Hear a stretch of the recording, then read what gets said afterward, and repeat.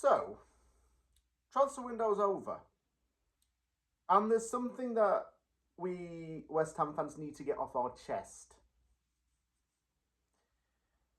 It's about a certain Italian journalist and the things that he reports. This man was, and maybe still is, considered the GOAT of the ITKs. He is the highest earning individual on Twitter, might I add. And he's the trusted go-to guy for all football news. He's popular. He's on TV. He's on YouTube. He's all over the internet. He claims to make up to 200 phone calls a day about player sales, transfers, and other gossip around many different leagues around the world. This man is no other than Fabrizio Romano. But if you're a West Ham fan, fraud Brizio might be the better term to use. Why? Well, following the events of the final few days of the summer transfer window, Fabrizio's credibility certainly took a major hit, all because of reporting on one player. And the whole football world started to notice.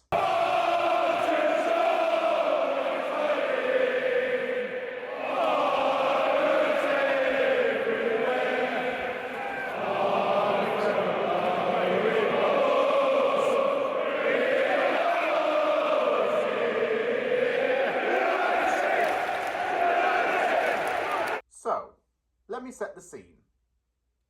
Lucas Paquetá had been cleared of his betting charges by the FA and had said that he was happy to stay at West Ham and fight for the badge. He wanted to rejuvenate himself and find his good form again.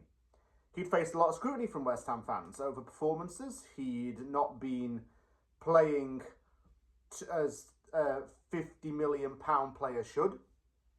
He hadn't got an assist in the Premier League since December 2023. And his performances weren't always consistent. This meant that West Ham fans were getting on his back at times. But then they were also understanding that the effects of these betting charges were taking a significant toll on his mental health and his personal life too. Once he was cleared of the charges, he seemed to improve his performances. He started to score goals and play a lot better. He was linked with a move away from West Ham though. And one person who seemed to really ignite the fire and add the petrol was Romano himself. Aston Villa was interested in signing Paquetá, and things seemed to really intensify in terms of this transfer saga. So much so that this is the tweet that Romano put out, in which he says, Aston Villa are closing in on Lucas Paquetá deal with West Ham, a deal worth £47 million plus add-ons. Here we go, expected soon. Those are the key words.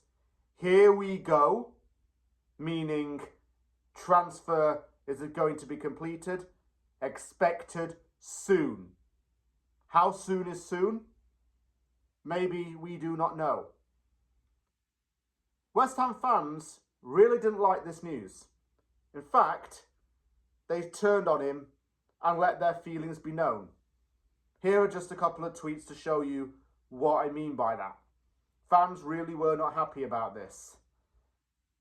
I've had a personal, calm approach to this kind of situation. I wasn't going to jump the gun until I knew the facts. He had kissed the badge in previous goal celebrations and clearly showed a lot of love to West Ham. So him wanting to leave or force a move out of the club did not seem to make any sense. Would he travel to the game to play against Nottingham Forest? Would he start in that game? Ex-West Ham United employee couldn't even comment at this point. Sip of green tea. That is very nice. Fabrizio, think twice before you tweet. That's going to be the motto of this. And the, moral of the story. Foreshadowing. Paquetá did end up starting against Nottingham Forest. And he did score a goal. And he celebrated by doing this.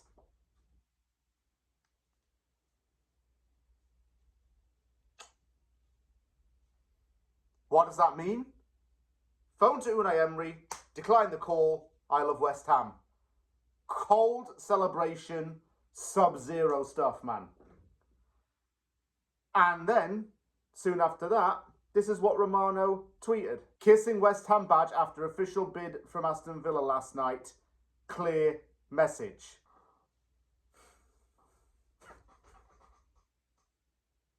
West Ham fans, you did your thing. You did your thing. And look at some of these. This is how to ruin your credibility with just a few words.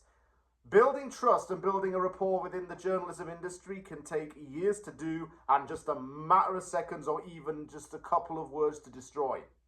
Romano has significantly harmed his credibility through the Paquetá tweets.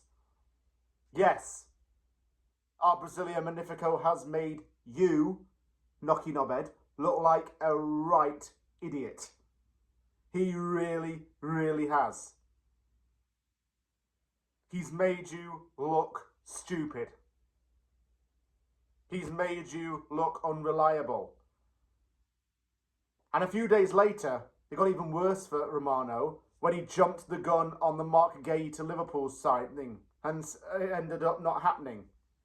Gay stayed at Crystal Palace because the deal didn't go through at the last minute. Here we go is no longer the golden phrase for transfer incoming. It just means agreed that everything's fine, but it's never ever done until you see the player holding up the shirt and an official announcement has been made on the club's website and social media channels. Aston Villa would have had to have put in a big amount of money for this to even be considered as a transfer. That's the thing. Now,